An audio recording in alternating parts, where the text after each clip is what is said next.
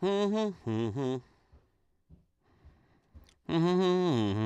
one. Check one.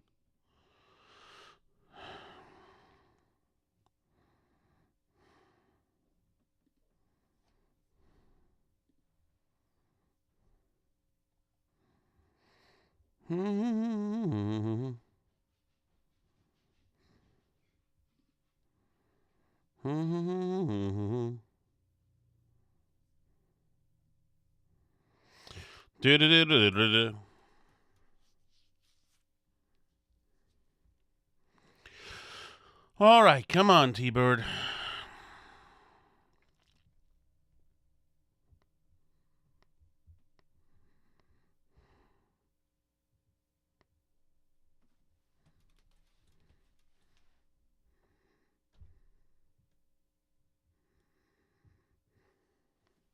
Oh, there I am.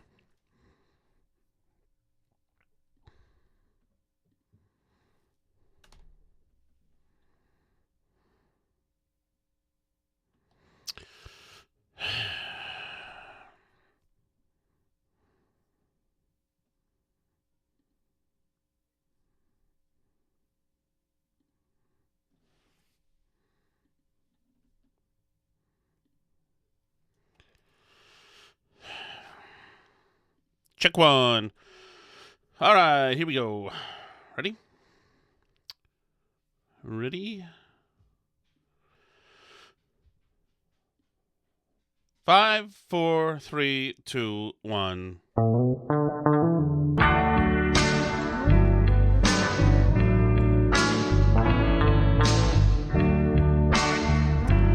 It's funny, the only counting was for Alice because she needed to know when to start the recording.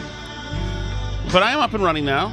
Sorry, I don't care what you say. I think I look a little skinnier. I think I do. So thank you, everybody. This is Burn Barrel Podcast 1493, or my second Burn Barrel Podcast without Albie. Little Al Shattuck, who's happy downstairs. She's wide open and she's still working, so she's doing email marketing stuff. But because I'm a romantic, I sprung a surprise on her. I got her delicious food, General Gao's chicken and pork lo mein, pork fried rice. And that's pretty much it. So she is thrilled because she hasn't been eating good stuff, but she deserves it. She's stressed out. So I got her stuff. And plus I want her to enjoy her newfound freedom. You know, she's still we're still like running around here, but this block of time, now she can like hang out with her family, which she's doing right now.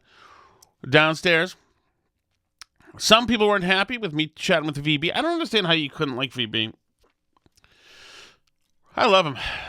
I think he's great. And he's also, first of all, he's a fat, even though I'm fatter than him, but he's still a fat. Even when he gets thin, he's still got it. Still, you know. Second of all, he's got a lot of great media experience, and he's nonplussed by a lot of the stresses and things that come out. Like, he is Mr. Cool under fire. You wouldn't... It's a really good thing in a producer to have that. And he's just been a cool guy to know. Cool guy, great family. Hopefully he gets a nice gig somewhere, but who knows about gigs? I don't know. I've got a good gig now with the Main Wire, and it's an exciting place, but that's only because people, like, you know, I feel like businesses are like this, where you're on the ascendancy, and then suddenly there's how it used to be when you're on the descendancy. You know, you always hear about, like, well, we were hitting on all cylinders, and then you know, like, then I joined the company, and it's like, yeah, you should have been here when things were really good. I think the real hustle, when things are really clicking, you don't get to stop and pop bottles of champagne and really celebrate too much your current, you just don't, you're working too hard. So you don't stop and say, these are the great days. I know with the Main Wire, we've got, like, the connection we have and what we've got, even when we're on those, when we do Main Wire TV, which is a TV streaming show we do every day at 4 p.m., pretty much. Today was 3:30. There's a lot of good camaraderie. It's a mix. Everybody's hungry to get after people, to root out corruption. People are hungry, with the exception of me and Featherston. People are young. And it's just good to see. It's good to see that there are a whole bunch of people who are in media who give a damn, who are good thinkers and smart strategists, and it's nice to see. There could be a time when somebody, and it's something I think is a fair chance that somebody will offer Robinson $1 million a year to go somewhere else and run something else, and he could go. And when he does, not everybody's Steve. I'm not Steve. My skill set's a little different than Steve. And we have a lot of things that we're similar at. But Featherston's skill set is a little different than Steve, John Featherston. And then the other guy, I guess, who you see mostly on there is named Graham Pollard, who's a younger guy. A little newer to kind of broadcasting than the rest of us are. But he's a great thinker and a very innovative and ingenious young guy, and it's just a pleasure to be with. And he's it doesn't always work like that. I think I've told you before, and I've heard from you guys, on some of the things that we're on some of the threads that we're on. It's terrible to be in a business that's dying. And like Tim's in sales, and Tommy's not in sales, but I don't think so, Tommy. I thought you worked for a town, right? Which town? I'll get that exact information for you. But Steve's in sales, and I can't imagine. I know that it pays off when you can make some money. But man, it's a hustle. It is a hustle. The radio salespeople I worked with, a lot of them lost the ability to be human beings anymore because they became sales weasels, because it just does that. Doing that all the time just changes you. But they hustled. They were nonstop. This is in the golden days of WEEI, and they were great. And I will never forget how hard they worked, how hard they played too. I mean, there was this one guy who, he was great.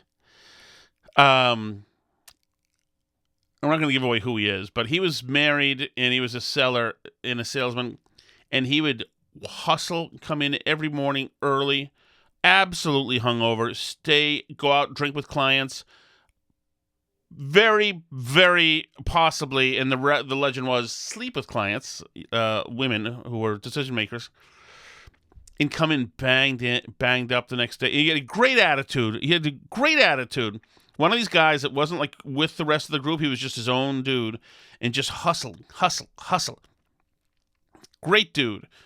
He actually, I still use some of the vernacular he uses. He used one time. It's very interesting, but like these guys just hustle and hustle. I remember this guy who I'm talking about right now coming into the station in the morning.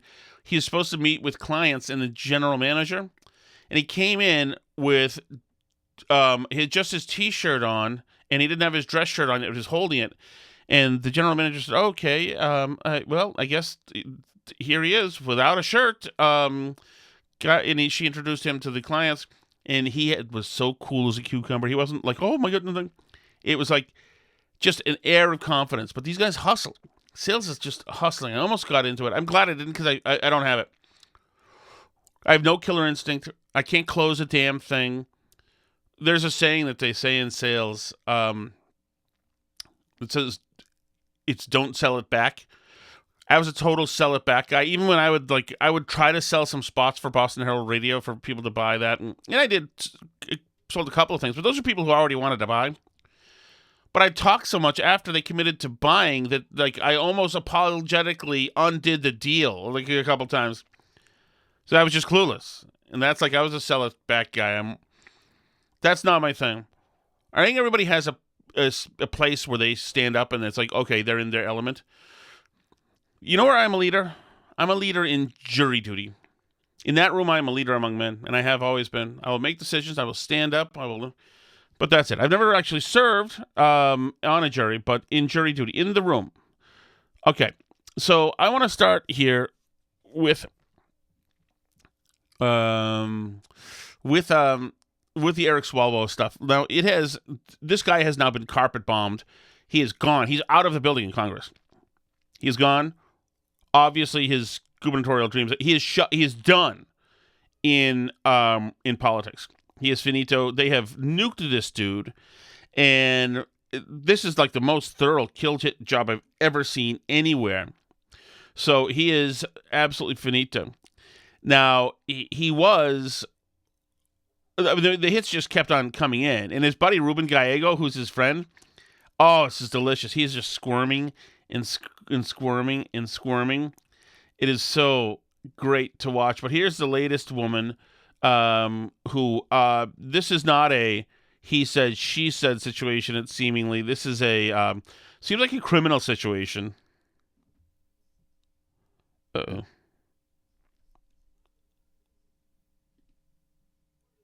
Check one. Why is this not playing? Why would you not be playing? Hold on. Okay. Play the noise from the thing. Hang on 1 second. I'm going to pull something in and pull something.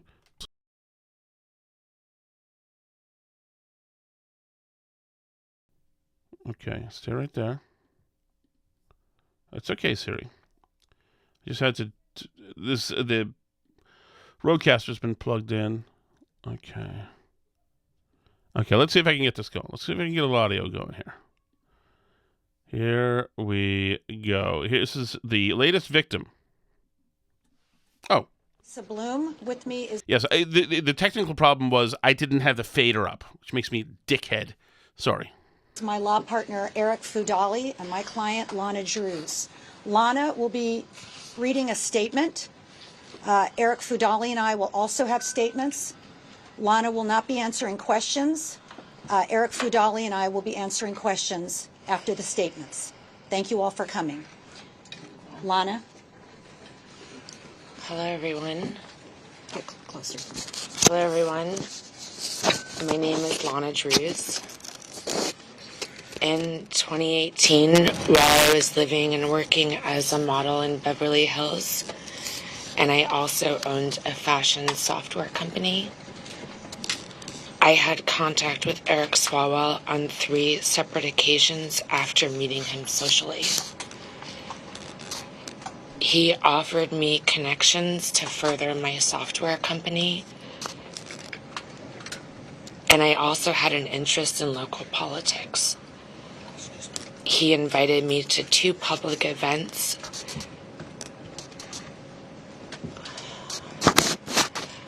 I knew he was married at the time and that his wife was pregnant. He was my friend. On the 3rd occasion, I believe he drugged my drink. I only had 1 glass of wine.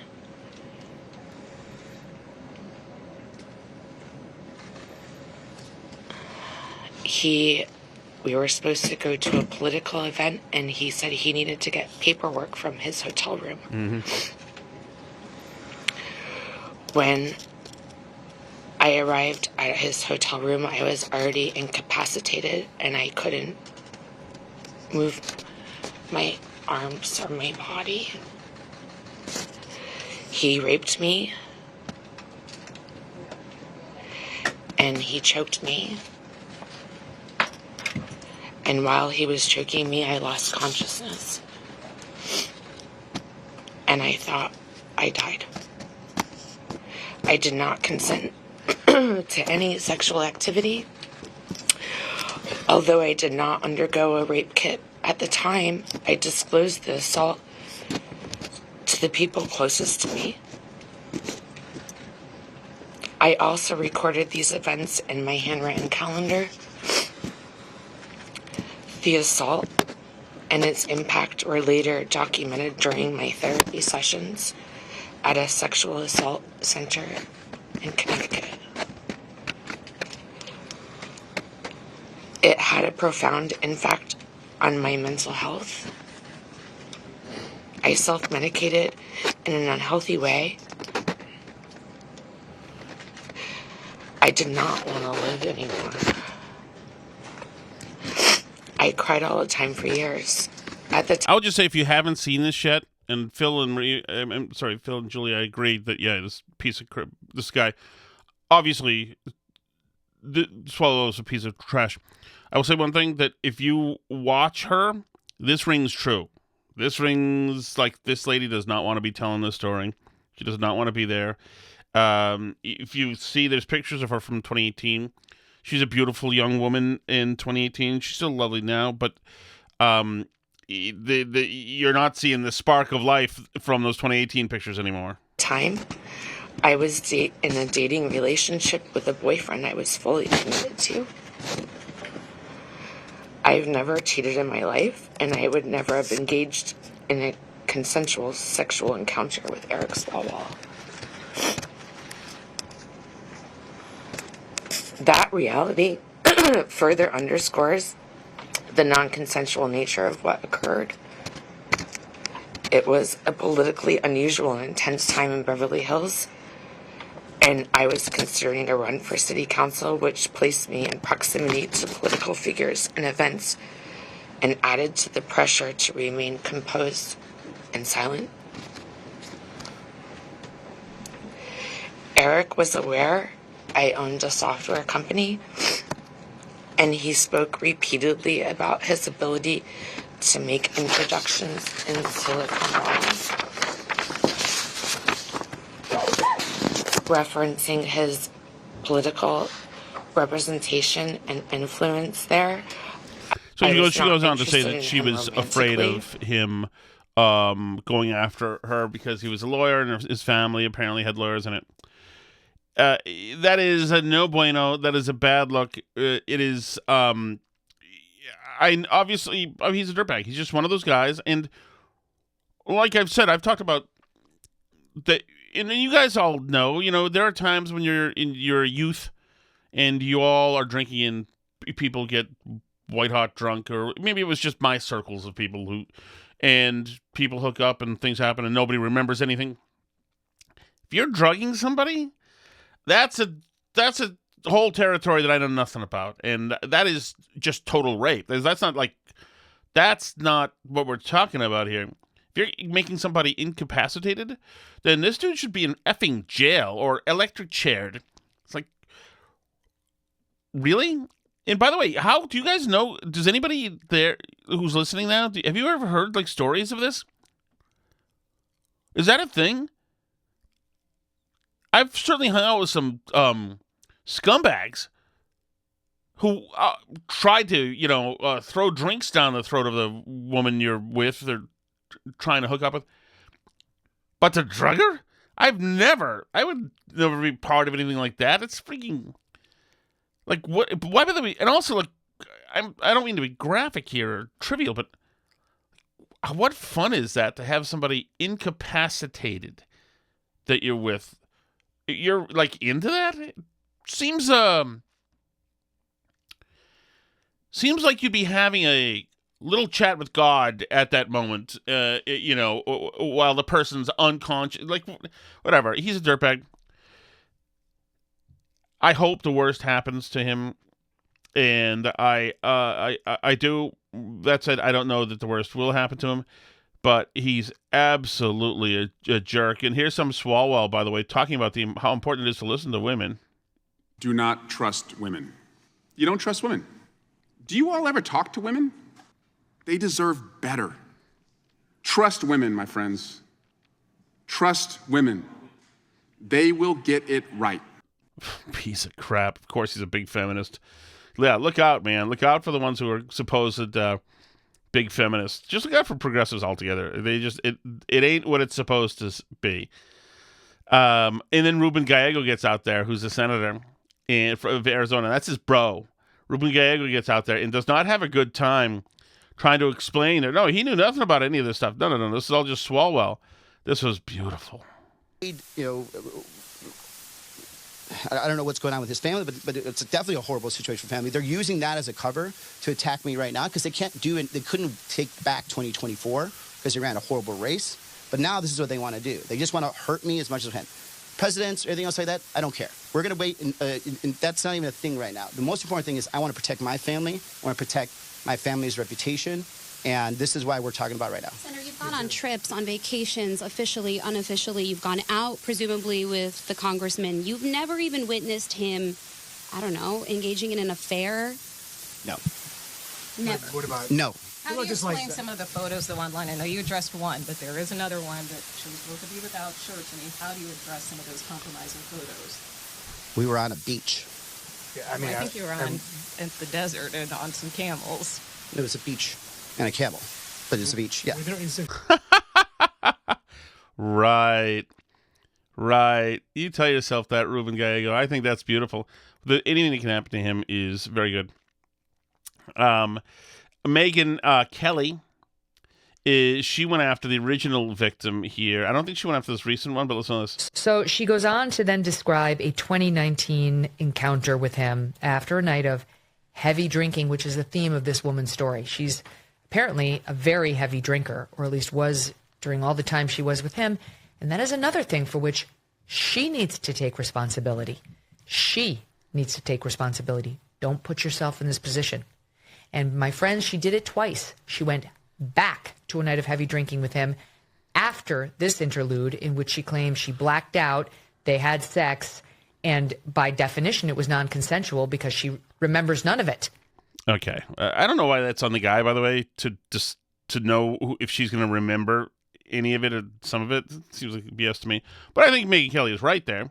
I know it seems insensitive, but stop. Can we... Once everybody's wasted, then the rules get a little bent. I'm not saying that in a perfect world they're not, but yeah, just stop. Just stop. Stop being dumb and stop saying things and stop acting ways. Oh, here's more Gallego. Hang on. Thank you, everyone, for being here. I call this today because there's just a lot of rumors going around about me, about my family. Love it. And, you know, unfortunately, this is not the first time. I did deal with the same BS in 2024 and 2023 when they ran millions and millions of dollars of smears against me, lied about my family, and it's the same damn people again. Carrie Lake, Chris LaCivita, bunch of political operatives. They couldn't do in 2024, trying to do again in 2026. So I want to make a couple of things very clear. Number one, Eric Swalwell lied to all of us. He lied to the most powerful people in this country. And they trusted him. They trusted him with some of the most sensitive spots in our government, whether it was on Judiciary Committee, Intel Committee, impeaching Donald Trump. And that clouded my judgment, my friendship with him, our family's friendship together with him clouded my judgment. And I was wrong. I deeply, deeply regret that. You piece of crap. Clouded my judgment. Yeah, there's no way. This guy is just busted, and he knows there's more stuff dropping, and his ass is going to be in a sling, and I cannot wait. The women that came forward are courageous, and they still deserve justice. But to be clear again, I also had no knowledge of predatory behavior, sexual assault, or harassment. And unfortunately right now, the same people that are attacking me in 2024 are using this horrible situation that's been thrown upon these women, thrown upon Eric Swalwell's family, and using this as an excuse to politically attack me, lie about me, and lie about my family.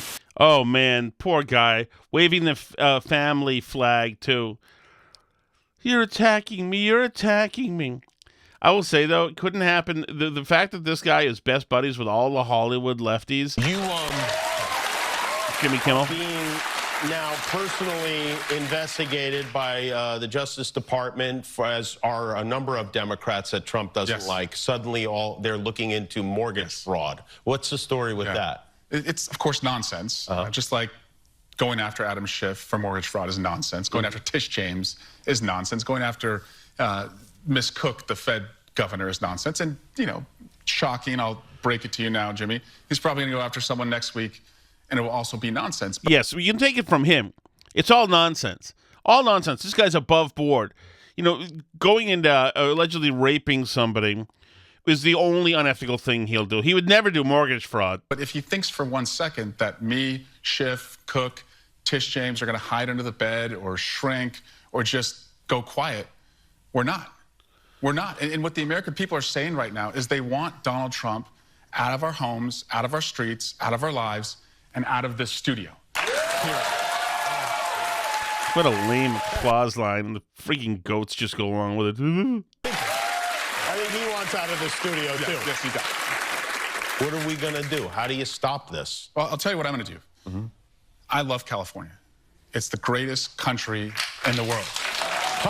Greatest country in the world.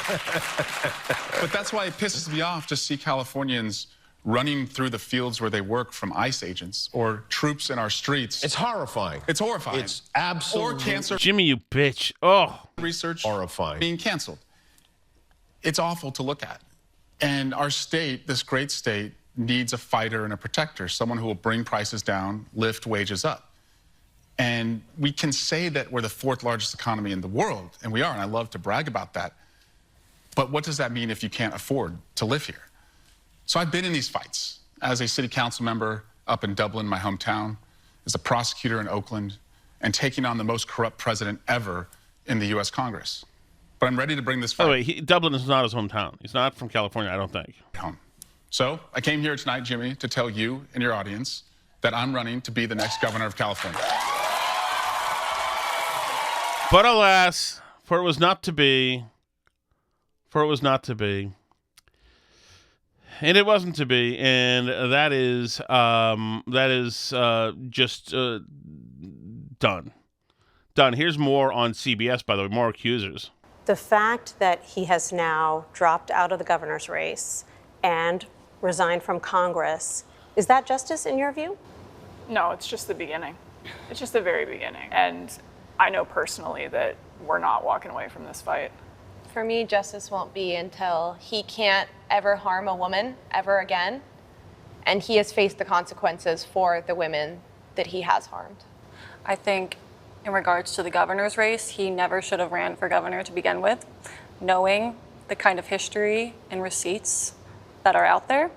So that's a non-starter. And then in terms of Congress, I think he absolutely should have resigned. I think we just prevented another 30 to 40 years potentially of him harming people if he were to stay in Congress. Yeah. So in that sense, I think we have served justice for his future victims. Wow. That won't exist anymore. Oh, man. Tough breaks, Eric. Once again, I do think that it's worth noting that, like, obviously you get this feeling from him that he's a dirtbag, and then you find out that he is a dirtbag, and you're like, yeah, makes total sense. But they didn't want to. They didn't want to condemn him. He was one of their boys. He was a tough guy. He did these little, wanted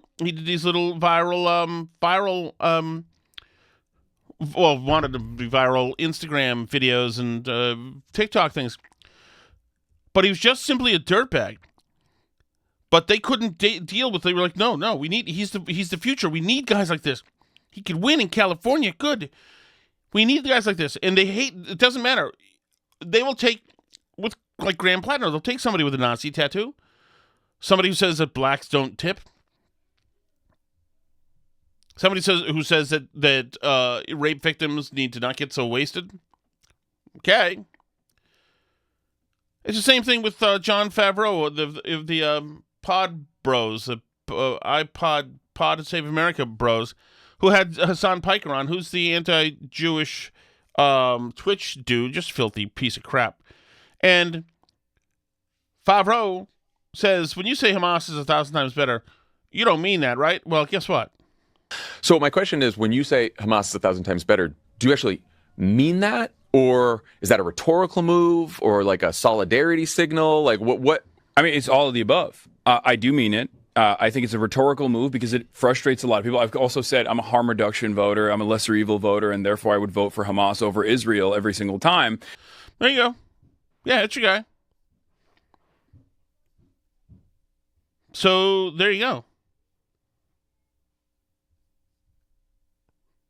The left is willing to embrace any of these people, and they don't care. They've got somebody right now who, they've decided that these AI people are the worst, are now the new devils, just like the healthcare guy was, Brian Thompson, who Luigi Mangione shot and killed, and they all think it's cool. They decided that Sam Altman, the AI guy, OpenAI CEO,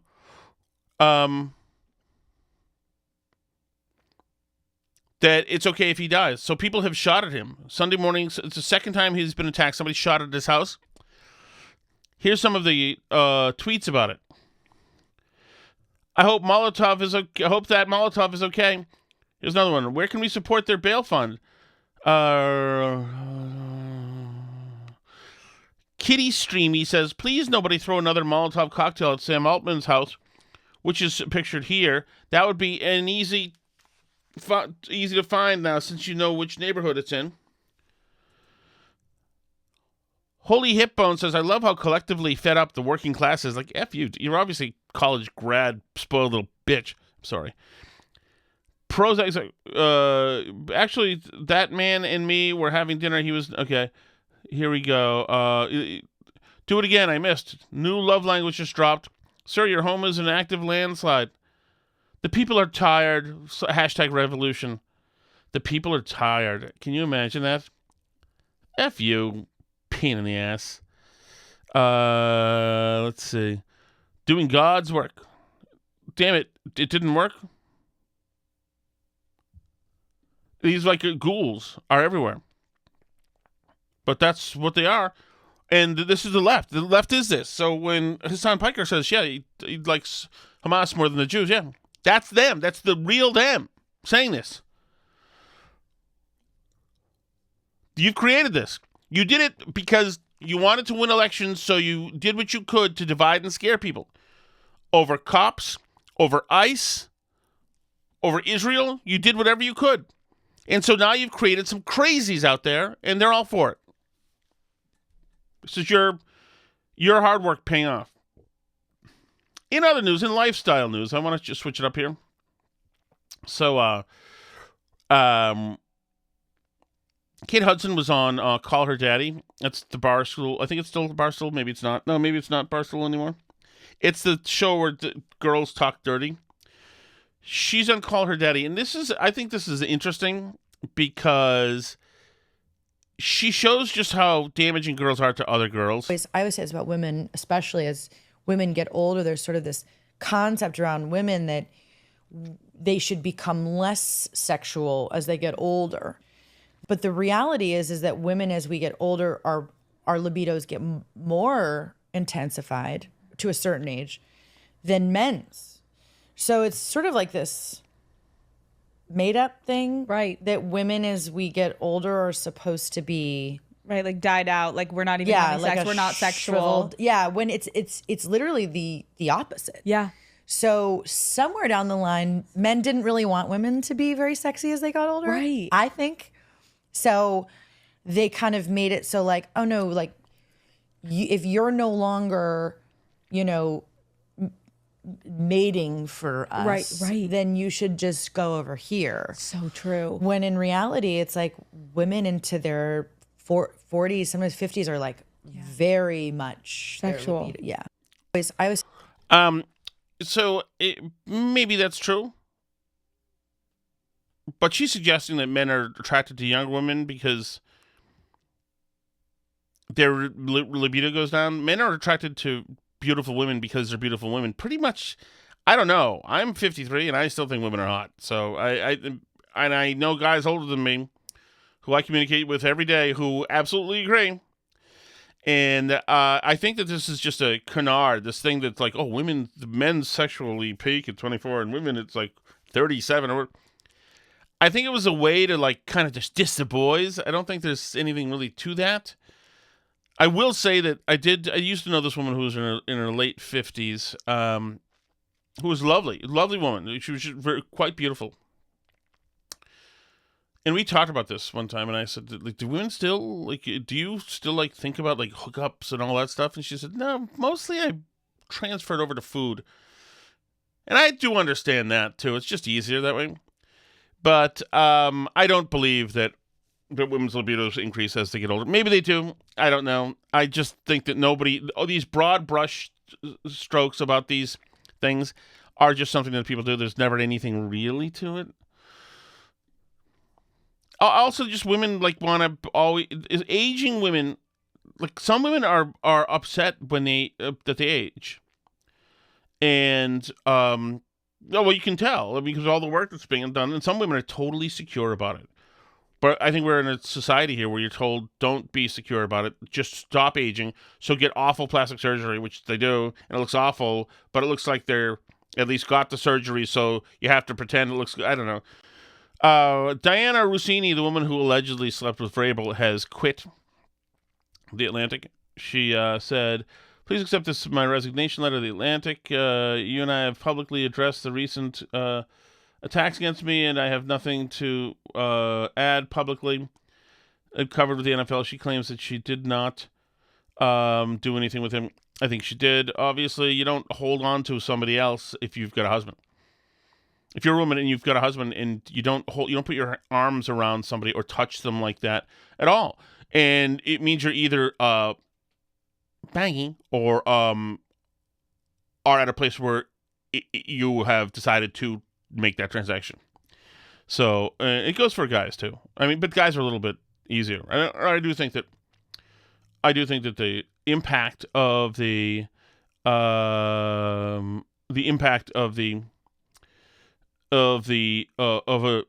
affair hits men a little bit differently, especially if there's families involved. Certainly that's what I've seen. But you know, is it freaking worth it? Is it worth it? Like, if you're going to, my feeling is if you're going to have an affair, rather than destroy your family life and the kid's family life and make things unsteady, even if the kids don't even know like why things are weird in the house, it's a terrible negative toxic energy. If you're going to cheat with somebody else, just both of you get together and just abandon and leave and be considered the bad guys that you are. That's my feeling on that. Oh, right. No, what was the last thing I wanted to hit before I get to... what is this? Go ask Alice. Oh, it was Biden again today. Biden's out again today. First of all, he found a black guy in the audience who he decided was Obama because he was a black guy, which we liked. And now we have another priceless Biden quote. You know, I got married in Scandinavian after my first year in law school with a huge reception thrown by the Hunter family. And countless Bidens made the trip up from Delaware and Scranton to celebrate us on that day. Let's try that again. You know, I got married in Scandinavian after my first year in law school. Man, what a unforgettable story that is. Just an unforgettable story altogether. Let me see if now the live stream is doing. Okay. Let's see. Cheswick says, in 2008, a coworker told me she was roofied at a party in college. I was blown away. I can't believe that. That's really something that happened? John Wakefield says, hola, folks.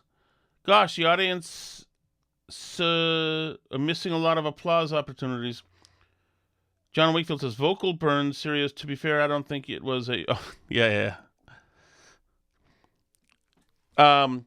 Yeah, no, I'd never heard of anybody being roofied. Who carries that around? Like, what is it? Would we... You at a bar, you're going to put it, like, is it a drop or a pill in and drink?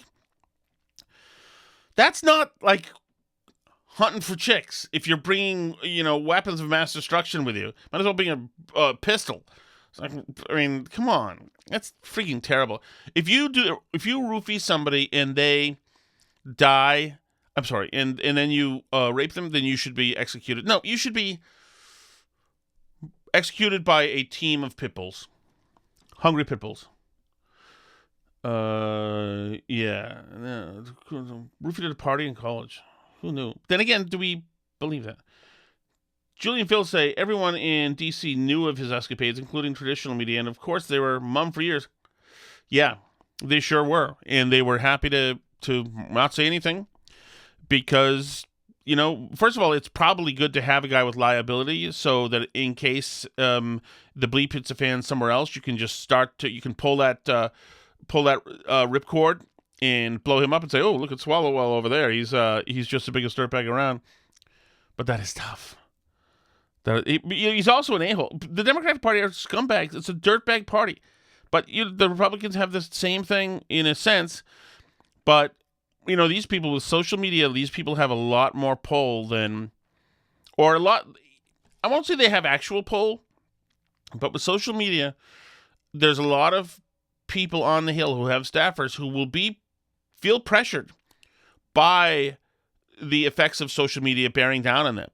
And so they shouldn't, but they're only 33 and they don't know, and they're like, we're getting killed on Instagram, man. Dishy says, howdy, TS and BB Burn Barrels. Hi, Trish.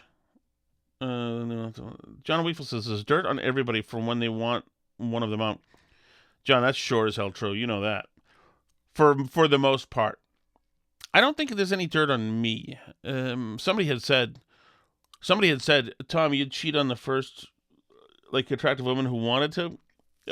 I would on Alice. I don't think that's true, but I would certainly let Alice know that there was somebody interested, especially if she was attractive. You freaking better freaking believe it. Damn straight. Trish says, I think most women aren't okay with aging. Yeah. No, they're not, but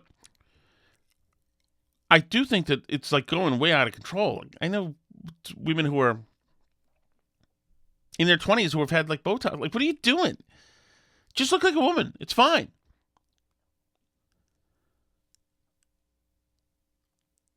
And with all of the sex stuff, it's very complicated. See, men do rape women. Men do take advantage of women. I used to catch a lot of grief about, when I went on Kirk Minahan's show, and I said that there was this one time in high school, at this house party, there was a bunch of us in this car, and this high school student, this girl, came into our car and got completely naked.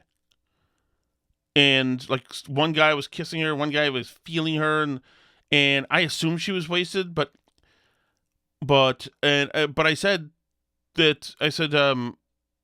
don't know, said, should we just, take her with it? I don't know what it was, but I said, no, we should get her out of the car. She needs to go. Not because I was an angel. I was not an angel. But one, I didn't want my ass kicked. Two, why this shouldn't be happening, that she's obviously probably not in her right mind, and we should let her out of the car. And I talk about that, and people are like, why did you bring that up? That seems weird. I bring that up because not every car would do that. I don't know if a car of totally blacked out, obliterated Tom Shaddix would have done that. I bring that up because it's freaking dangerous out there. At the same time, I know somebody whose friend in college had a sugar daddy. So she would just go over there, he'd pay all her bills, and she'd just be his little love thing. So there's a lot of seedy, tawdry stuff going on in the world. But I would say this, if you're a woman, don't be plastered and try not to get roofied, but strengthen numbers too. Women need the buddy system, and they have the buddy system. And I understand, guys, when you're younger, you're like, oh God, she brought the cop with her, and it's a pain in the ass. And I know bros before hoes and all that stuff, but women absolutely do that. I mean, I told my daughter that, first of all, thankfully she's at the point right now that she doesn't drink or anything, but I want her friends to be I want them to be militant. What is any dude who's between 16 and 22? What good is he at all? So, I mean, I'm militant in the sense that she knows that men are pigs, and I tell her that. Okay.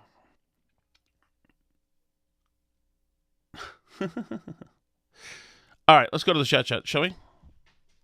Here's Pepper the Hound. Hi, Pepper.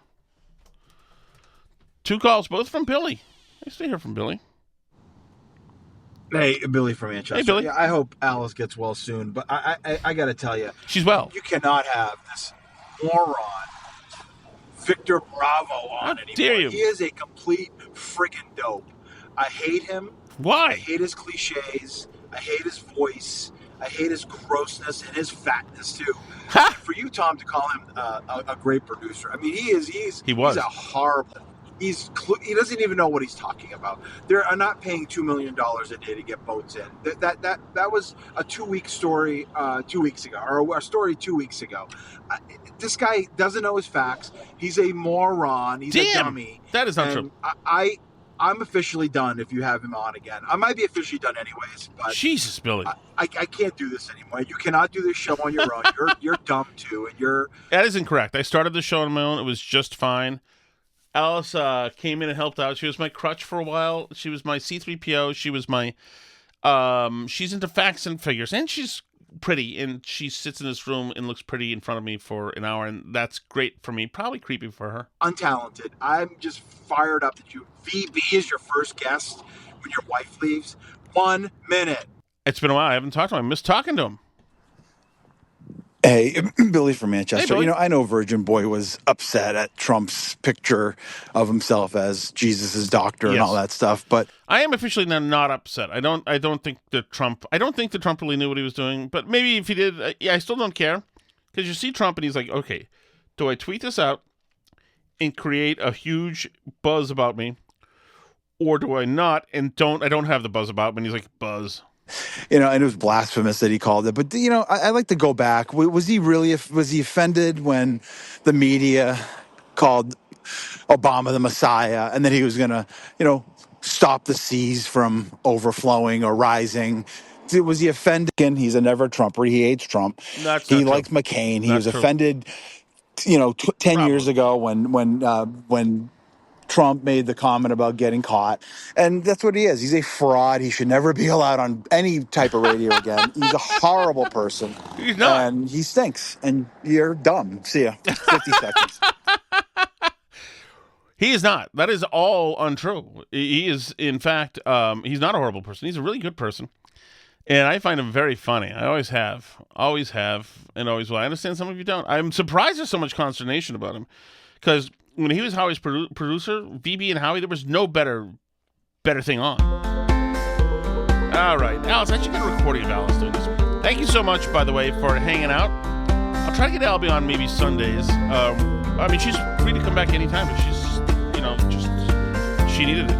She needed it. The third floor playroom is almost clean now, and like the kids now go up there and play as of 2 days ago, and it's been an inspiration. But I know it seems like a small thing to you, but it's not. I just got to make sure I throw everything out. See you tomorrow, guys. Thanks so much. C'est la vie.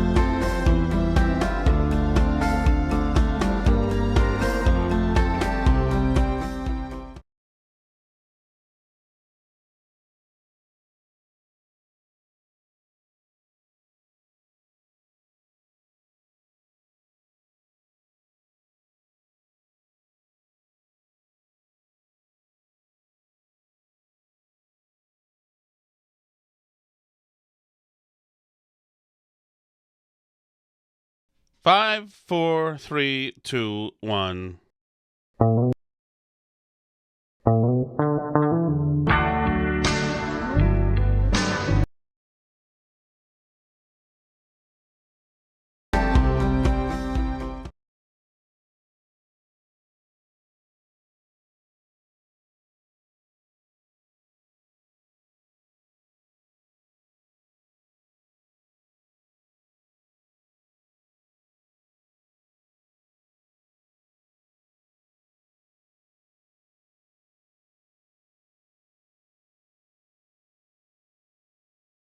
I do like Sap.